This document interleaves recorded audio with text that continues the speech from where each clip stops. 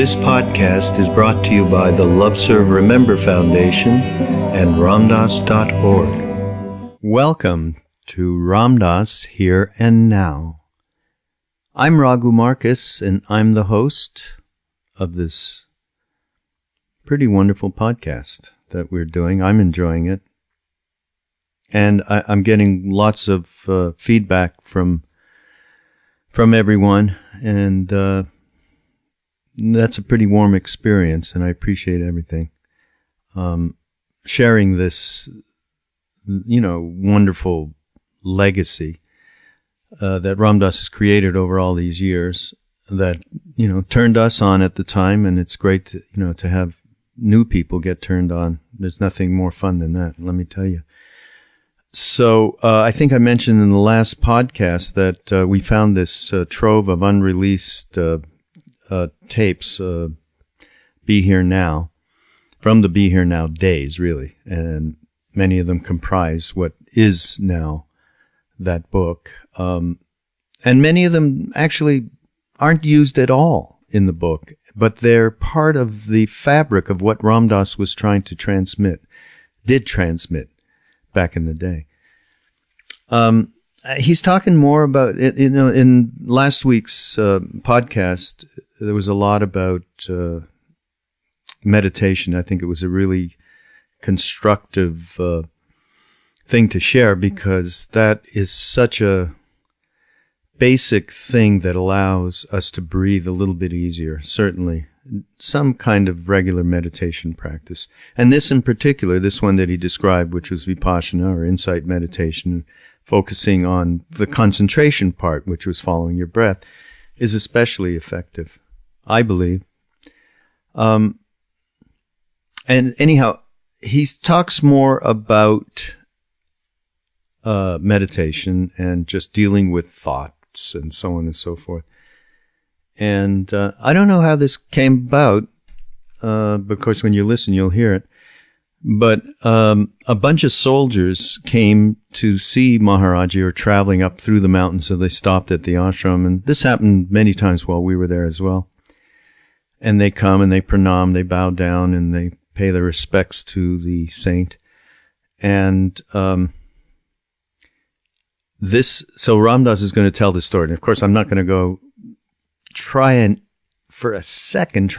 match his gift here, but it is incredible, because Maharaji puts one of these soldiers into Samadhi, into a trance state, where he was bowled over and nothing, he was like just pushed over to the side and nothing would happen. He was still completely in this state, which, we had that experience as well. In fact, when we first got there, a couple of us were in the room.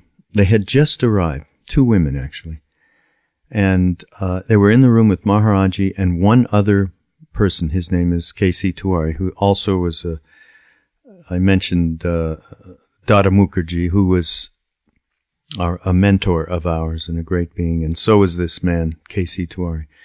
And Tiwari, though, used to be one of the examples of Maharaji's people, that he would just glance at him or tap him on the head and he'd go completely, utterly rigid, into an altered state where he was not aware of his body or anything around, in a trance state.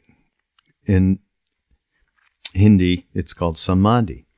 So he put him into Samadhi in front of these 2, you're talking about, mid-20s, early 20s American women who Ramdas had turned on. They had gone to India and were ready for anything, but were completely naive about everything, except maybe reading about it in a book. And then suddenly see, whack, he hits him on the head, and Tiwari goes completely stiff.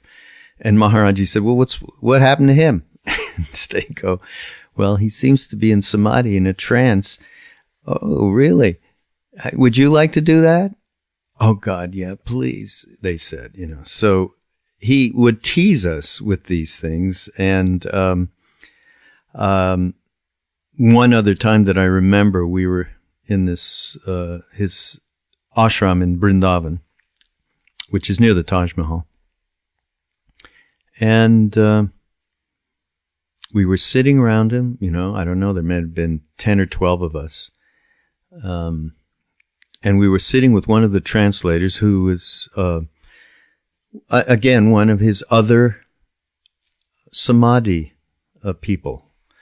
He tapped him on the head, and his name was Guru Dutt Sharma, wonderful man, and tapped him on the head, and then he's gone, standing up. So Maharaji says, all right, get a couple of people, hold him up, and then let him down now. And they let him down, and he was stiff like a board, but straight out. He wasn't in a cross-legged position or anything. And Maharaji said, okay, pick him up. It took 4 guys. The guy weighed like 2,000 pounds. It took 4 or 5 guys, literally. He said, take him in that room. And he took him in that room. And Maharaji went in the room, and then suddenly you heard slap, bang, all kinds of god-awful sounds, like he was smacking him around to get him back, and then he stumbled out of the room. So these things happen quite often. They weren't that, this would happen with various people, but there'd be a couple of people that were all, obviously they had the karma to just absolutely, the body could stand going into this incredible state. Pretty interesting stuff. And this was our day-to-day with this being. So let's just move right on here to this second half of Ram Dass talking about meditation and, and dealing with the mind. As he says, who would have thought that you're not your rational mind? Who would have thought that that's a reality? And this is one of the most important initial things that he brought to the West. There is another way. You are not your rational mind. And he had the substance behind it. So here it is, Ram Dass, here and now. When the I thought goes, the I thought and the breath are one and the same thing. They are the last things to go. The last things to go. So when you give up the I thought and go into this place, so you go through the doorway at that point. This is where you go through the doorway. You go into your Atman. At that point, your breath becomes very, very, very shallow. I recall my guru was sitting one day having darshan, and many trucks of soldiers came by. Stopped, and the soldiers all came out to come up and touch the guru's feet. Acha, acha, acha, acha. They did the whole thing. And one guy, for some reason, which I didn't understand, but the guru obviously did, something about the guy's karma or something about what maybe demonstrates, I don't know. It was at all levels appropriate, apparently. He said to this guy, come here, sit down here. He said, you've been fighting with your commanding officer. Oh, yes, Maharaji. Oh, I'm sorry, Maharaji. Because he does that all the time. Because he knows it all. So, it really blows your mind when he keeps doing that. Like, somebody will come and say, will I get that promotion? And he said, no. And the guy won't get the promotion just because he knows. He knows where, well, I'll tell you about that later. Tell you what it's like on the other side of the doorway afterwards. We got to get there first. You mustn't rush ahead. All right, so then he says to the soldier, sit down. Soldier sits down, and he reaches over and he touches the soldier on the knee, and the soldier goes into Samadhi. Just like that. So I look, guy's sitting right next to me, and suddenly his eyes are turned up. And he was just sitting there talking, and suddenly, boom, and he's like, the guru says, push him. Well, you can't push another guy you don't know. Push him, push him, push him, push him. Okay, I push him. It's like a rock, nothing, you know. Oh, push him. So I push him. He rolls over. He stays completely like he's a rock. So he says to one of the people, "Bring a mirror. Bring a mirror. Bring a mirror." gives it to me. He says, this is all demonstration for me. So he says, put it under his nose. Put it under his nose. No breath. So he says, what do you see? What do you see? I said, I don't see anything. Is he dead? I guess so. Any pulse? No pulse. Dead. He smiles, touches the guy, and goes, oh, thank you, Maharaji. Thank you, Maharaji. And the guy walks out.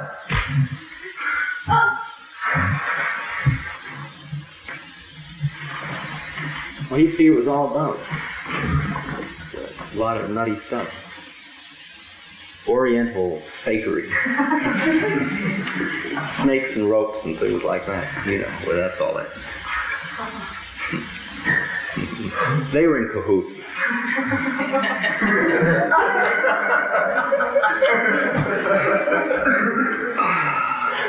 Oh, it's so far out. So much farther out than you even think it is. That's what's so far out about it, you know. No matter how far out you get, it's never as far out as this thing really is. That's what, well, I can't even begin. I can't even begin. I am not this thought. Who would have ever thought you weren't your rational mind? Who would have ever thought it? The way it's described, certainly your rational mind didn't think it.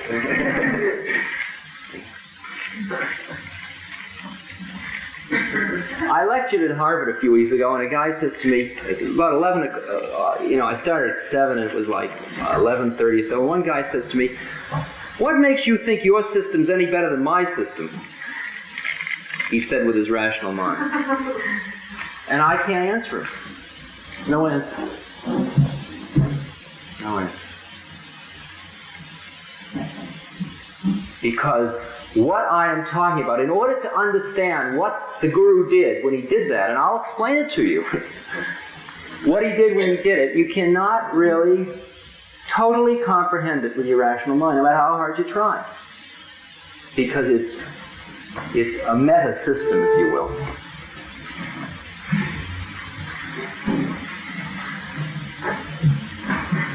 But if you can say, I am not my thought, and know it, and go behind your own thought process, then you know. Then no words are necessary.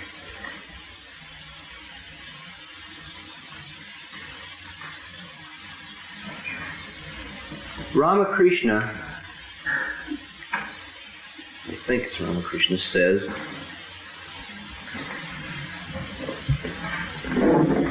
that the whole situation, I don't know, maybe Vivekananda, it says the whole situation is like a horse in a carriage, and the horses are your desires, and the road is your sense objects, and the reins are your ego, and the coachman is your rational mind. And all the time you've only been born once. The coachman is like merrily running along, and it's just like the chauffeur who drives a Cadillac, and the woman says, take the evening off and you keep the car. So he goes home and he takes off his cap and he puts on a suit and he gets his wife in the car, and they go out riding in the Cadillac. And for all the world, they feel like they are Cadillac owners. They appear. Well, that's the coachman's trip. He's doing his thing. He's really running the show. He's Herman Kahn. He's the essence of the super-rational.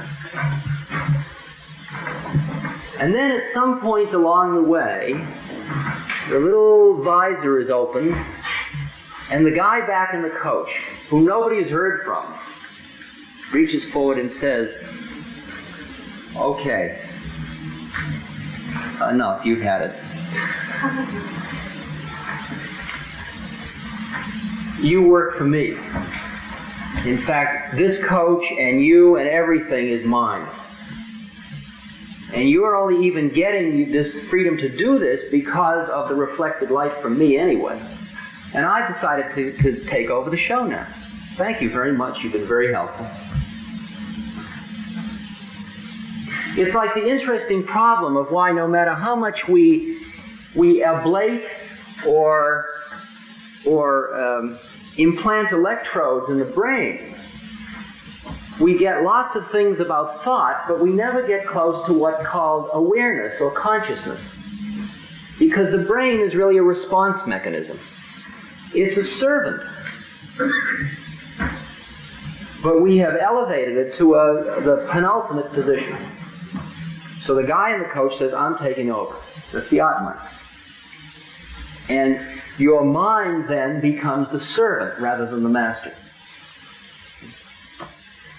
A realized being's mind is absolutely empty. Absolutely. It scared me at first. I'm not a realized being by a long, long shot. But nevertheless, as you do this work, your mind gets emptier and emptier. See, the student gains by daily increment, the way is gained by daily loss. Loss upon loss until at last comes red. So there you are, you're suddenly walking down the street and you notice you're not thinking anything. Your mind's completely empty. Well, it's like a taxi with that doesn't have a meter, it doesn't have a fare.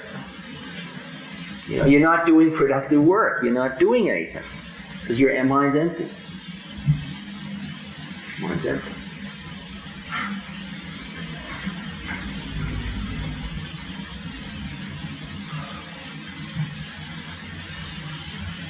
When there is a call for your thought to think something, then it's available. When the water needs to flow downstream, it flows downstream. Until then, it doesn't flow downstream. It doesn't just keep running on and on and on and on and on because you don't know how to turn it off. See, the problem is, when Gurdjieff talks about us all being machines, he's really right. We are completely at the whim of the horses and the reins and the driver, and now think this, hear that noise, what's that? Oh my goodness. You just watch a person going from whim to whim, from thought to thought. Oh, this itch, oh, this thought, now the plan, I got a plan for the future. What was that? Are you all right? What's happening? Oh, look at the flowers, aren't they beautiful? Oh, smell the incense. Oh, I feel so good. Wow, on and on and on and on and on. Do you know how many years we've all been doing this? It's just a runaway driver. And giddy up, let's go.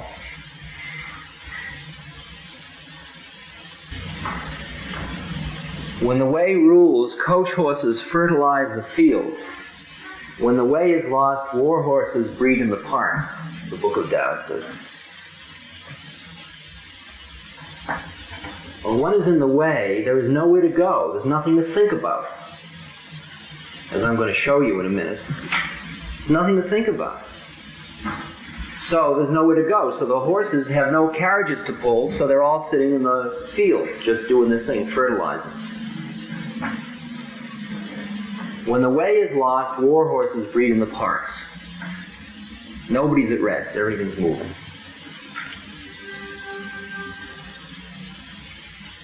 That ends up contentment once found. Once found. What is this Samadhi all about? When you get through that doorway, what is that like? What does it feel like? What would it look like? What would it smell like? What does it mean to be sightless, fingerless, neckless, tongueless, and tryinglessness, trying? Less. What would it be like? What is it like to be the guru? What's it like to be this guy sitting with a blanket up in the Himalayas? What is his life like? What does he feel like inside?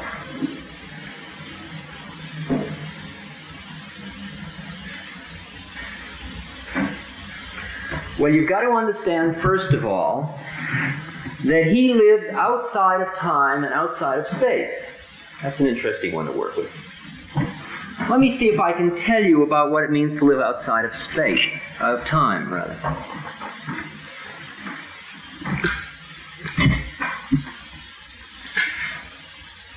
You have a pen. Thank you. Okay.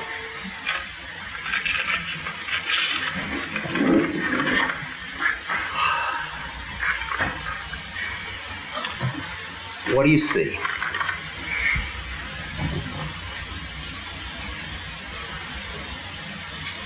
I'll read you what it says in the paper before I do the example. It says, "To him that hath shall be given." And it says, "Awakening consciousness attained in even a small degree will help us notably in our contest." That means once you start to see through the game, you will get it all. To him that hath shall be given. That's what that meant, if you ever wondered about it. There are all those weird lines in the Bible that you never understand until you finally understand it all. Then it was all obvious. Okay, what do you see? You see, I'll tell you what you see. You see a pen sticking through a piece of paper. Now, if you will imagine for a moment that you are the reason you see that is because you see three dimensions. You see breadth, length, height. Now imagine for a moment you're a two-dimensional being. You are a paper being. You're part of this piece of paper. So you only see length and width. And that's all you're capable of seeing. You're part of this paper. That's all you see is length and width. Now what do you see?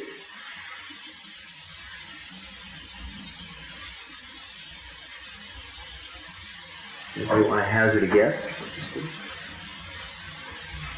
You see a pen through a piece of paper? You see a paper with a hole in it. Well, you see a paper and you see a round black thing in the middle, like a flat round coin or disc. Can't have any dimension because you can't see the dimension on each side. And if the pencil had a point and it came in through the paper, you would see a little thing getting bigger and bigger like a puddle.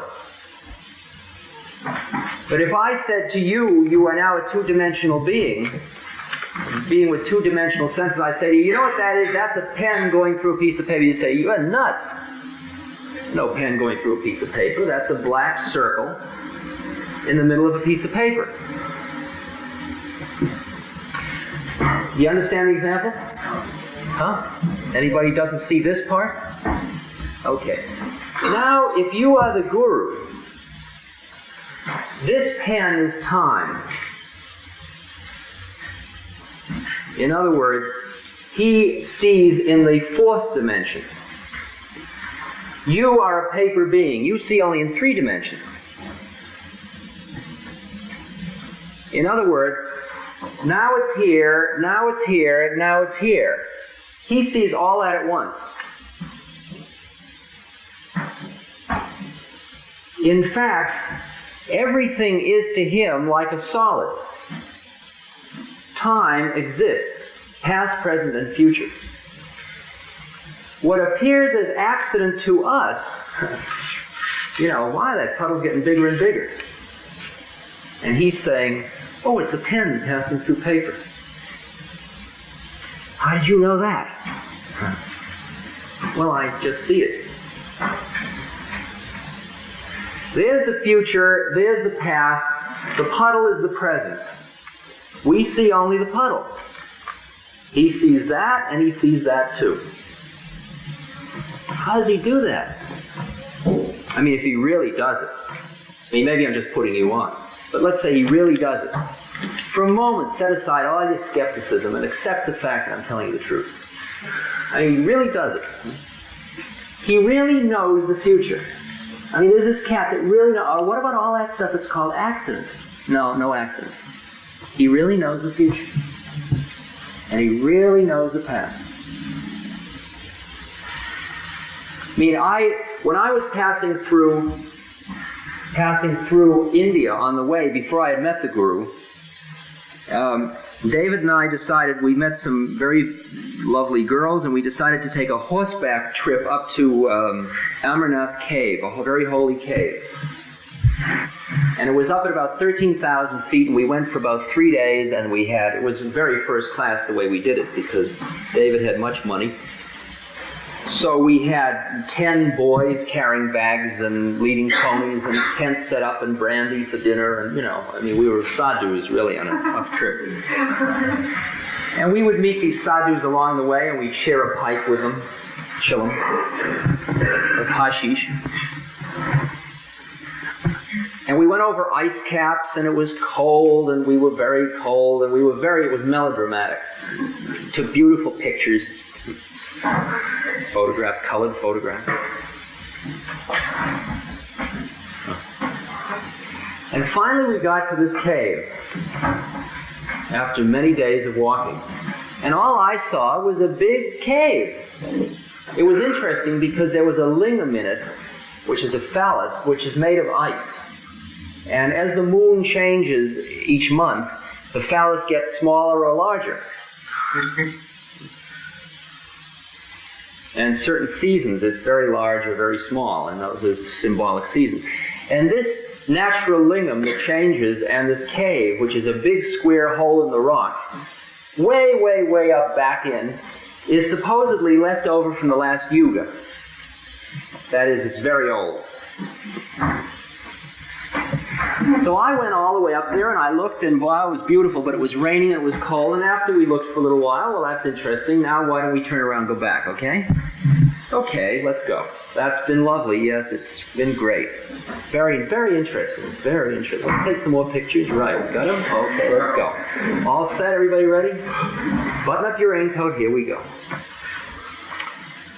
5 months later, I am sitting one day with my guru, who is like, 300 miles away from that,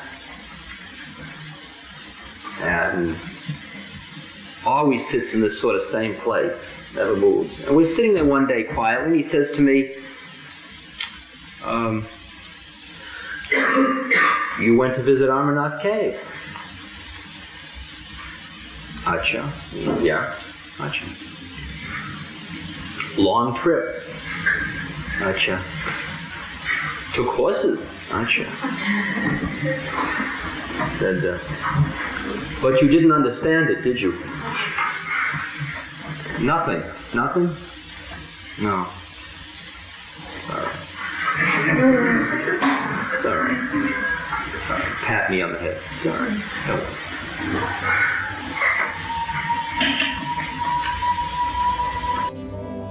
This podcast has been brought to you by the Love Serve Remember Foundation and Ramdas.org. We appreciate all the support for the foundation and for Ram Dass's work, and we hope that you will continue that support. You can go to Ramdas.org and click on the Donate Now button and follow the prompts. Thank you.